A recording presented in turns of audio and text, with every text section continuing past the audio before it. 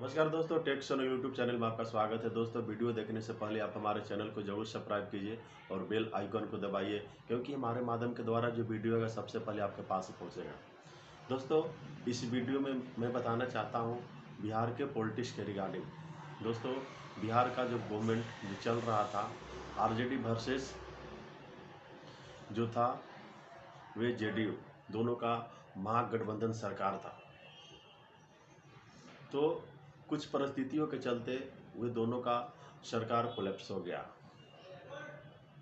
जिनका पिछले कुछ महीनों से कुछ दोनों के बीच में टकराव आते गया, जो सही नहीं देखने को मिल रहा था। क्योंकि जो तेजस्वी जी को कहना था कि बिहार में 10 लाख जॉब लानेंगे या फिर देंगे। दोस्तों, बिहार में कौन सा ऐसा डिपार्टमेंट है जहां पर 10 लाख जॉब देंगे? इसको बोलेंगे फेक कमिटमेंट ओनली।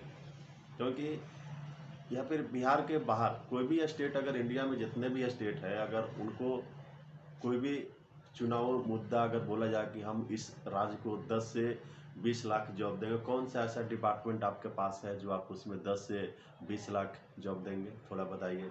दोस्तों, ये जो मुद्दा है ना, हमारे हिसाब से फेक कमिटमेंट है, फेक प्रोमिसेस है। ये सब सिर्फ इलेक्शन जीतने के लिए। अब इसी तरह से आईटी हब लानेंगे, उसके बाद सड़क को हर एक बिहार के हर एक गली को इस तरह से बनाएंगे कि मानो कोई अमेरिका लंदन जैसा सड़क रहेगा। बहुत तरह के उनको प्रॉमिस किए गए थे। इंटरनेशनल एयरपोर्ट रहेगा, उसके बाद रिसर्च सेंटर रहेगा, शिक्षक का बहुत बड़ी संख्या में वैकेंसी निकलेगा। ये बहुत तरह के चुनाव मुद्दा में आए थे। हालांकि ये अभी तो दोनों के बीच का जो गठबंधन टूट गया, लेकिन जब शुरुआती में जेडीयू का नीतीश कुमार पार्टी का जो सरकार बना था, बीजेपी के साथ ही बना था।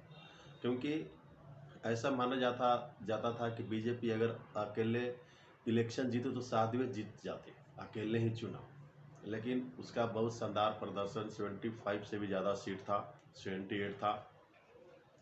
जेडीयू का 44 था। उसके बाद जीतन राम मांझी के 4 सीटें।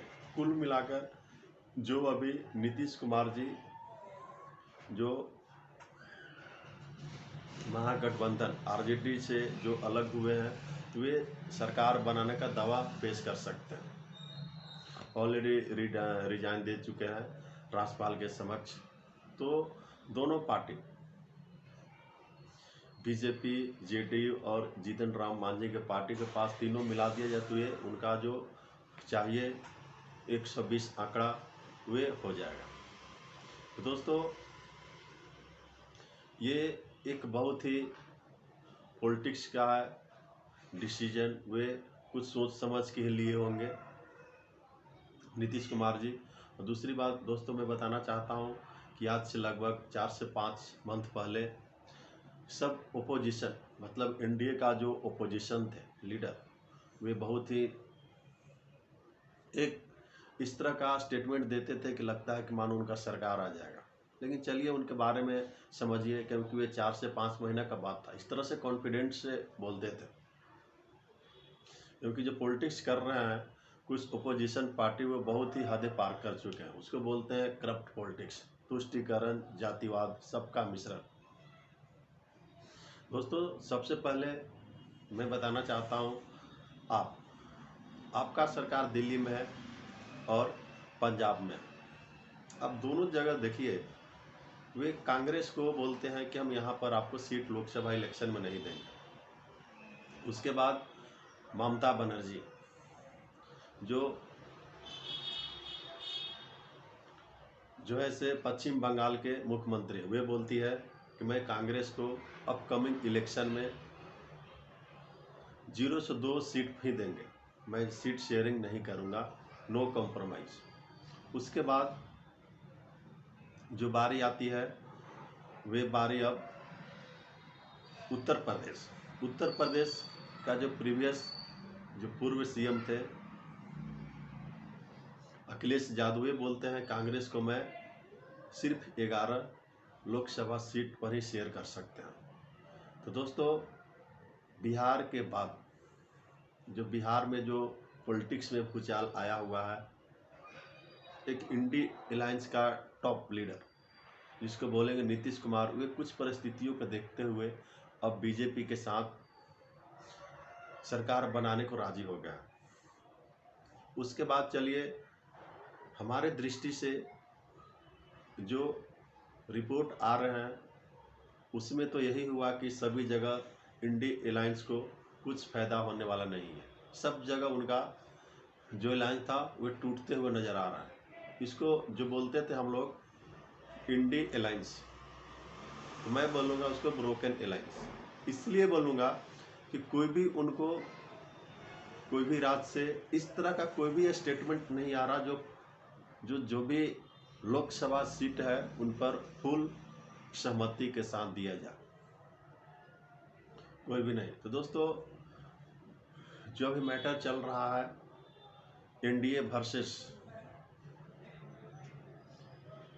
इंडी अलायंस के खिलाफ, जो बहुत ही एक निर्णायक मोड़ पर पहुंच गया, क्योंकि जाहिर सी बात है कि जब इंडी अलायंस वे जो है से ब्रोकन अलायंस बन जाएगा या फिर बन गया, तो इसका सीधा फायदा होगा बीजेपी को।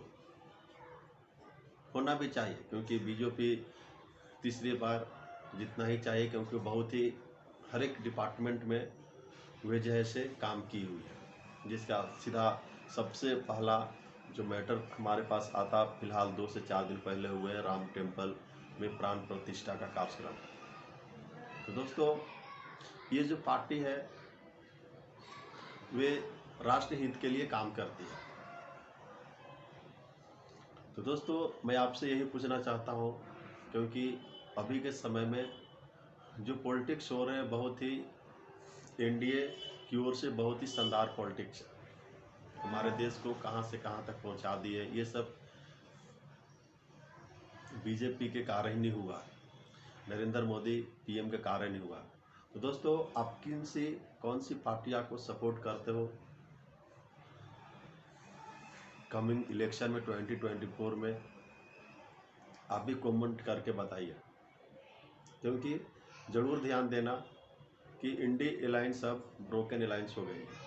कोई भी वे सिर्फ दिखावटी मात्र के है कि इंडी अलायंस के साथ हो, लेकिन रियलिटी यह है कि कोई भी जाना नहीं चाहता, कोई भी इस पर काम नहीं करना चाह रहा। क्योंकि नीतीश कुमार का जो प्रतिक्रिया आया हुआ है रिजाइन देने के बाद, कि जब मैं इंडी अलायंस के साथ काम पर था तो कोई भी उसमें एक शानदार काम करते हुए नजर नहीं आता था। इसका मीनिंग क्या हुआ? इसका मीनिंग सिर्फ ये है कि जो भी ओपोजिशन पार्टी है सिर्फ वोटरों को बहलाने के लिए सब ये ड्रामा रच रही है। इसीलिए अब नेक्स्ट इलेक्शन में क्या होगा दोस्तों, हमें भी पता नहीं है। कि सब पब्लिक ही, जनता ही भगवान होते हैं कोई भी लीडर के भाग्य को बदलने के लिए। तो दोस्तों, ज़रूर एक बार कमेंट करके बताइएगा।